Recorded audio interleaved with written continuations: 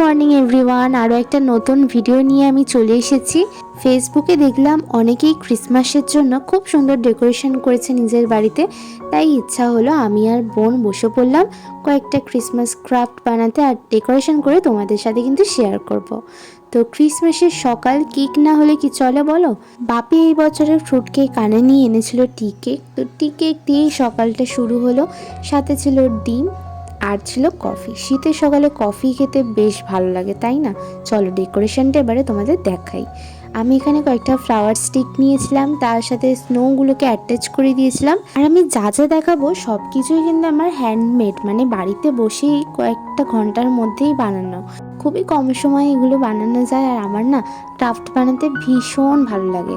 আর এই ট্রিটা দেখেছো কত কিছু দিয়ে ডেকোরেট করেছি, স্টার, বো, বলস, গিফট, স্টিক্স, আরও কত কিছু।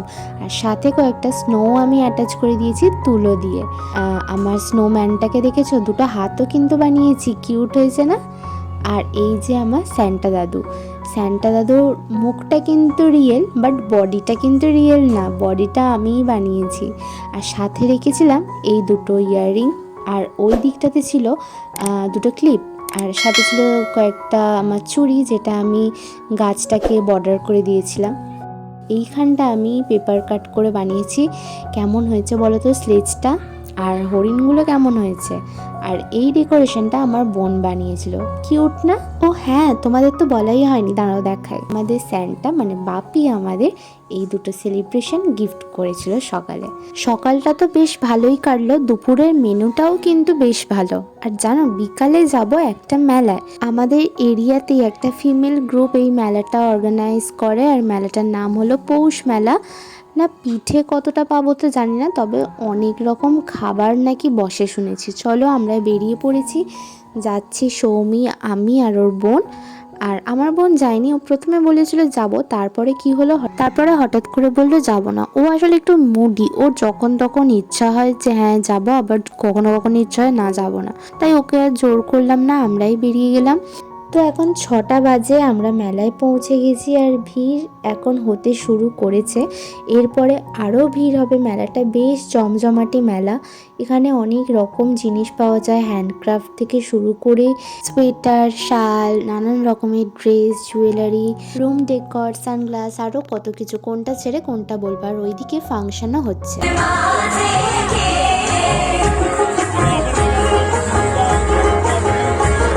আর তার মধ্যেই দেখা হয়ে গেল আমার বন্ধুর সাথে। দেখা হবে।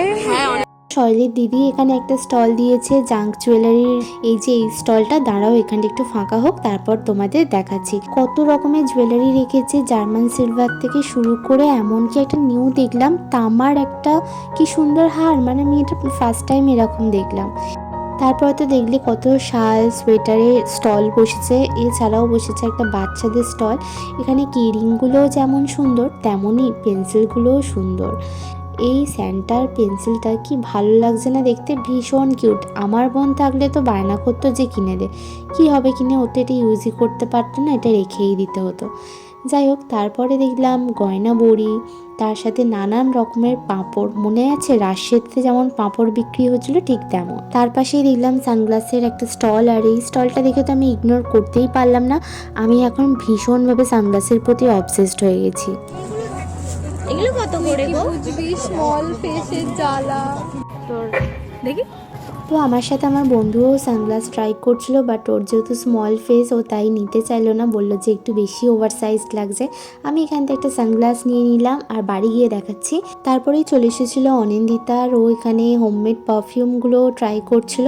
একটা পারফিউম বেশ ভালো লেগেছে, বাট তারপরে ভাবলাম বাড়িতে অলরেডি দুটো আছে, আবার একটা নেব, তাই নিলাম না। বাট প্যাকেজিংটা দেখো ভীষণ কিউট, কি সুন্দর ছোট ছোট বটল। তারপরে মেলা এক্সপ্লোর করতে করতে চোখে পড়লো এই এডি জুয়েলারি স্টলটা।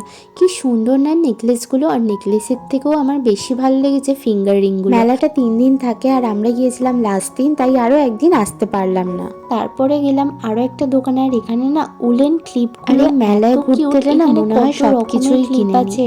রেইনবো থেকে শুরু করে বো, টেডি বিয়ার, মিকি মাউস, আরও কত কিছু ছিল। আর এই র্যাবিটটা দেখো কি কিউট না, কান দুটো। আর এই স্টলের পাশেই ছিল একটা রুম ডেকোরের স্টল। আর এই লাইটসগুলো কি ভালো লাগছে না, উপরে হ্যাং করে রাখলে বেশ ভালো লাগবে। অনেক মেলা ঘোরা হয়ে গেল, চলো এবার দই ফুচকা খেয়ে বাড়ি যাই। আর বাড়ি গিয়ে তোমাদের দেখাবো আমি কোন সানগ্লাসটা নিলাম। যে এই সানগ্লাসটা আমি নিয়েছিলাম, এটা ডিওরের একটা ফার্স্ট কপি মডেল, ভীষণ সুন্দর কোয়ালিটি। আজকের ব্লগটা এখানেই এন্ড করলাম। দেখা হচ্ছে খুব তাড়াতাড়ি আরও একটা নতুন ব্লগে। Till then take care, by.